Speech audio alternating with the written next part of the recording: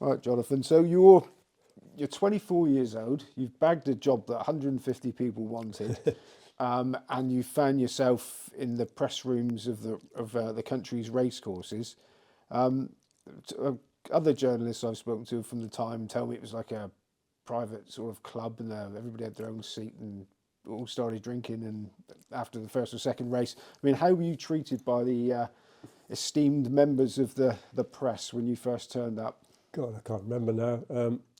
You've got to remember, the News of the World was the biggest selling newspaper in the world at the time. It's 6 million copies, and I don't think too many people bought it for their racing, to be honest, but it was an entry for me. The press room was full of people who'd served in the Second World War. There was Colonel Tim Fitzgeorge Parker, Major Roger Mortimer, Lieutenant Colonel Tom Nicholls. These were the main writers, so they were a different era to me, and I found them by and large, they're very good. Roger Mortimer was fascinating. He got banged up by the Germans at Dunkirk in 1940 and spent 5 years as a prisoner of war. And when he came out afterwards, he wanted to be a racing journalist, and he used to cover racing for a magazine that's long gone called The Racehorse. And he used to take the train from Newbury to Exeter, and with his bike in the back, and then cycle from there to Newton Abbot and Buckfast Lee, which is long gone. I mean, that's how keen he was. It's a different world and a different tempo. But when I went to the News of the World, every Sunday newspaper had 2 or 3 racing correspondents. Every daily had loads of racing correspondents. And there was the Sporting Life and the Sporting Chronicle. And they were both selling 150,000 copies each a day or more. And another lovely man called Peter Willett, who fought in the war, who was a breeding expert, he used to do 4,000 words a day for the Sporting Chronicle. Now there aren't any racing journalists. In 10 years' time, there'll be even less. It's very sad.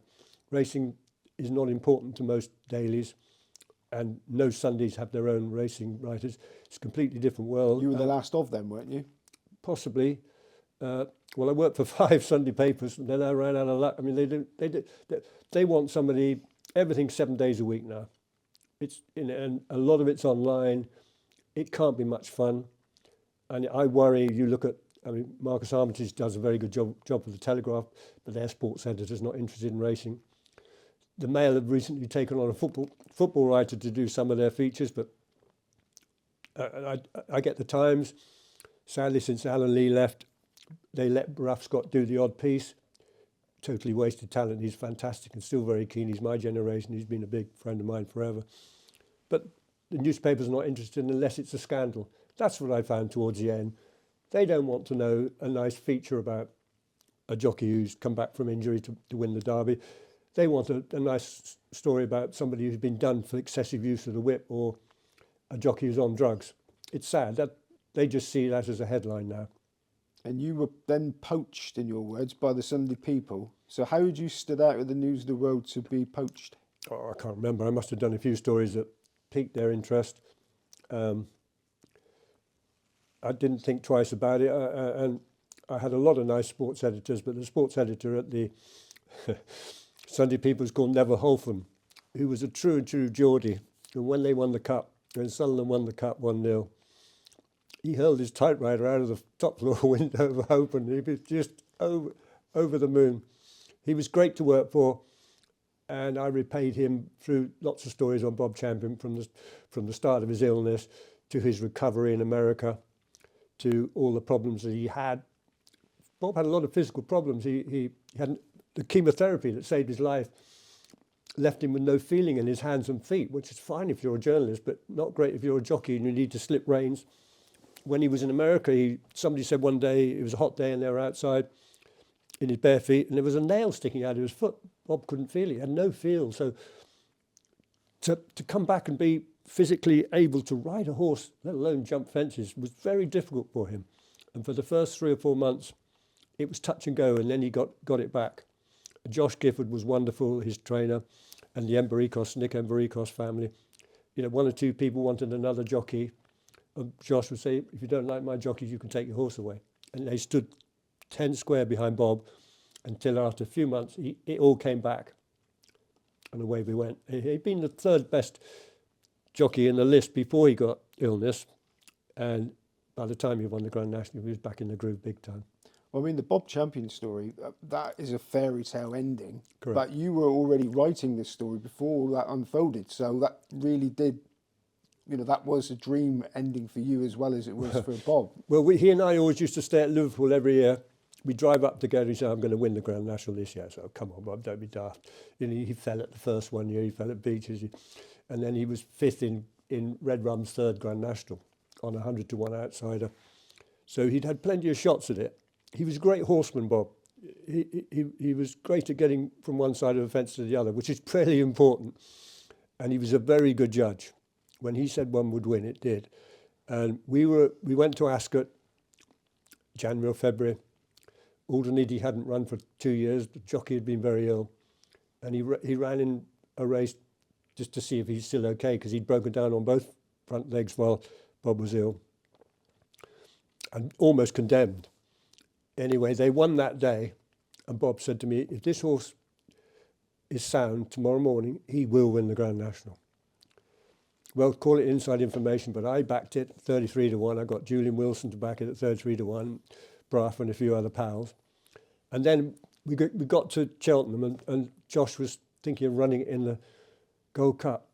And Bob said if he runs in the Gold Cup, he won't win the Gold Cup and he won't win the Grand National. So we got to talk him out of it. So between them, they taught Josh out of running in the Gold Cup, and the rest is history. And you, for your reward, won Racing Journalist of the Year that year. I did. Well, it was a big surprise because I was pretty young, and Bob won it for me. It was very strange. They have a lunch every Christmas, which I've seen you at, but it was a dreadful day. There was snow everywhere, and only about a third of people turned up. Literally, there was probably 150 out of 450 got there. And I only got there because I knew I was going to get an award, otherwise I wouldn't, because there was snow everywhere. Getting to the trains was a nightmare. And a long time ago. Now, you've written about many characters in books that we've already talked about, and many, many more in articles. Is there anybody that really sticks out for you that was most impressive? Oh, I think jump jockeys as a breed are wonderful. I've never met a bad one. They know for sure it's a question of when rather than if they're going to get smashed up. And I find people like John Frankham and AP for two inspirational. When I got involved with the Injured Jockeys Fund, I knew how good John Frankham was behind the scenes. He would never tell you what he'd been doing, but I got to know how good he was. And if I rang him or AP up, I said, could you come and see so-and-so? They'd always do it, and they didn't want any publicity. There's a friend of mine called Wayne Burton who got paralysed in a fall at Exeter. Probably shouldn't have been riding. He'd never ridden a winner, never going to ride a winner. And I got both of them to come and see him with me in Hungerford at the flat where he was living in a wheelchair. They both spent about an hour and a half with him. They both talked to him as equals. And by the time they left, I wouldn't have been surprised if he'd stood up and walked out with him. They were just brilliant with him. And so I'm a sucker for proper jump jockeys. And you've got involved with the Injured Jockeys Fund, where you were involved with it for a long time. Yeah, Simon Tyndall approached me one day in the tote kiosk at Stratford. He said, would I like to be involved? I said, yes, I'd love to do that, because I was friendly with a lot of them anyway. And it's been the most worthwhile thing I've done in my life. I ended up as vice chairman with Bruff as chairman. It's a fantastic organisation. Unfortunately, it's necessary.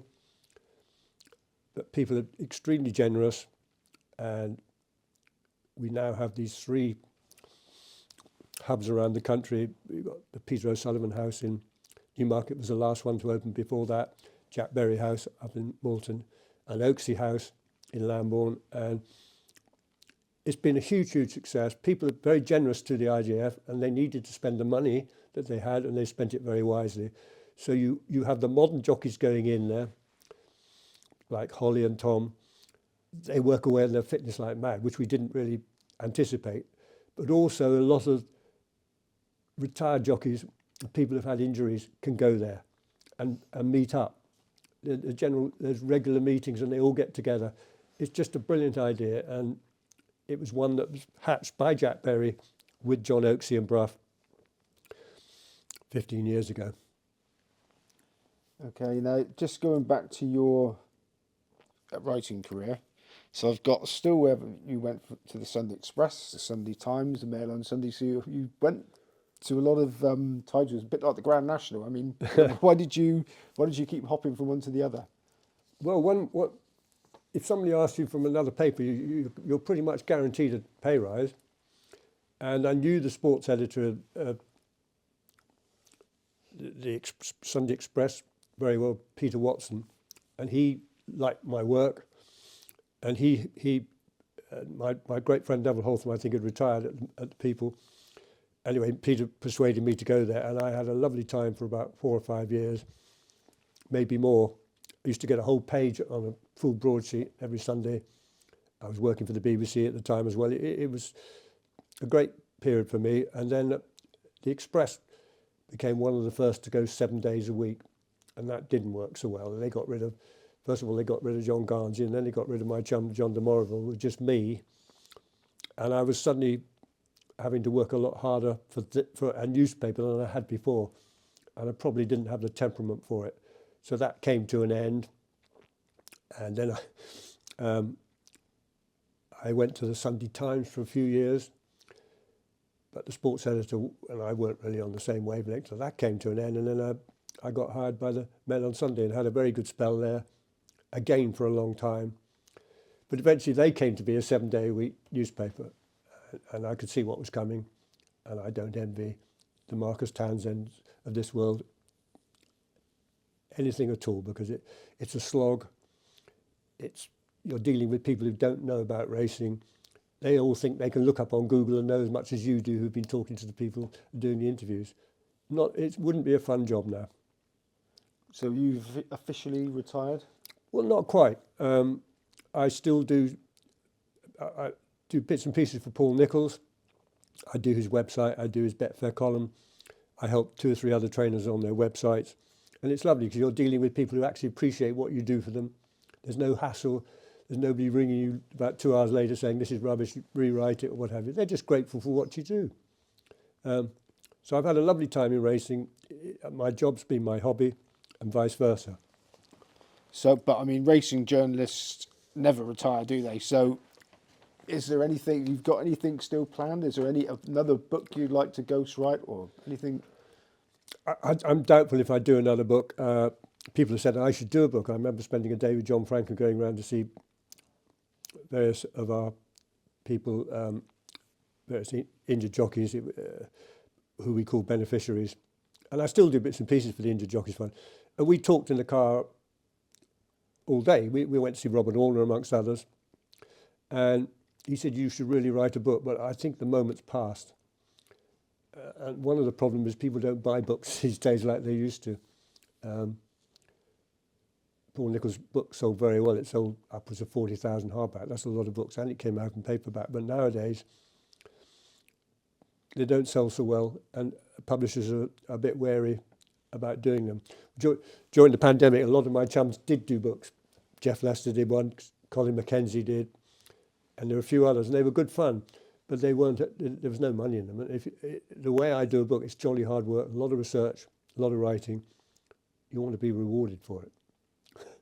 Okay, and that's one thing you don't get on these interviews, but we've all been rewarded by your story. So, Jonathan Powell, thank you very much. It's been a pleasure.